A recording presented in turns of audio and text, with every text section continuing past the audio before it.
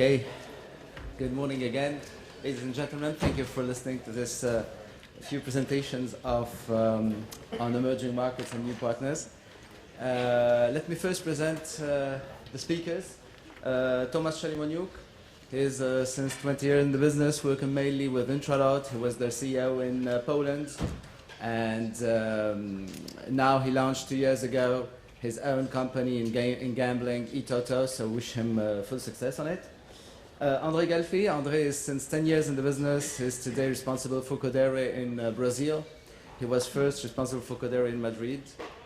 And then, last but not least, Jean-Luc Monerbanet. He's professionally the senior among us. He is working since more than 23 years in the business. He's today CEO of the Swiss Loterie Romande and was elected a few days ago chairman, president of the World Lottery Association. Congratulations, Jean-Luc. I was asked before each speaker present his developments to give some few words on this topic. I'm not going to follow my slides because I think we run a little bit late, so I'm going to try go through the topic talking without going through the slides. It doesn't matter. What do we call emerging markets? So I'm not going to show the slides if you don't mind, but it's going to allow me to go quicker.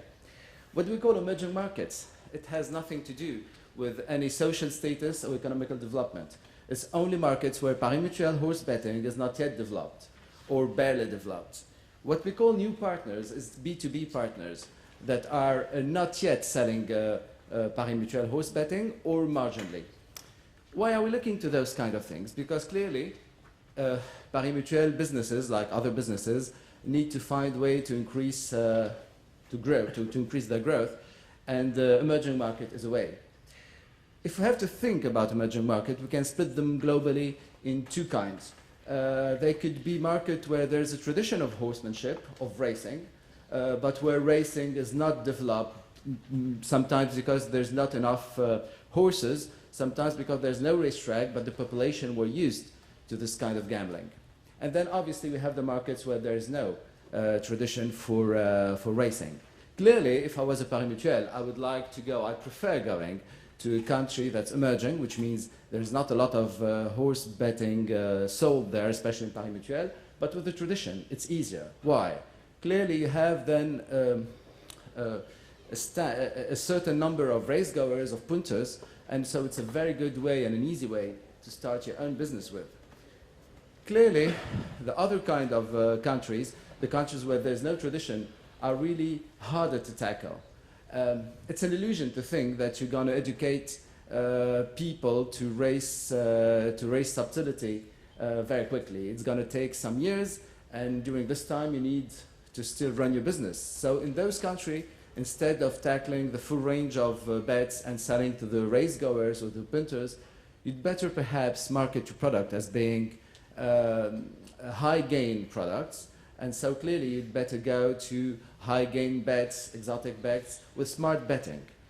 So those globally are two approaches. On those two kind of country or markets, you have several kind of new partners. You have the new partners that are in the gambling sector. Those partners might be clearly racetracks that just have on-track betting, so some days a year. And you might have, obviously, other gambling actors like lotteries, casinos. I'm not going to say bookmakers. We're in EPMA. And clearly, with those kind of actors, the difficulty is always to do two things. First, ensuring the proper margin level in order for horse betting not to be discriminated. Clearly, if you look at lottery products, there's a problem there. Second thing, especially if you're in a country where there is a tradition of racing, it is very important to ensure a fair return to racing. I'm not saying this just because we're here today. Clearly, it's good to do it for ethical reason, but the main reason, the fundamental reason of doing it, is for keeping your business alive in the long term. Clearly, with no local races, you quickly lose the small number of racegoers, the small number of punters. It's very important to keep this business alive in order to keep the Paris-Mutuel selling alive. Now, in the country where there is no tradition, most of the time it's going to go through perhaps lotteries, perhaps some other kinds of gambling actors, and perhaps going also through new channels. New channels means we're talking about newsstands, about gas stations, we're talking about any kind of already organized network. Clearly the problem there are always the same.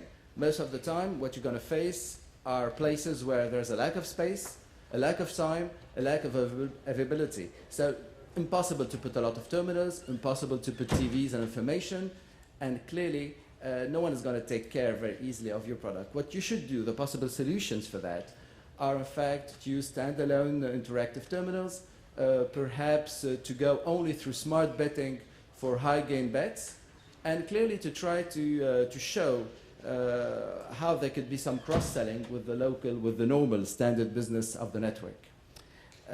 Those are the difficulties most of the Paris businesses have to face when they go abroad searching for emerging markets. I think the speakers here have, each of them, a very good experience in one of those topics, and I think I'm going to give them now the time to explain that to you. Thank you, gentlemen. Who's going to start?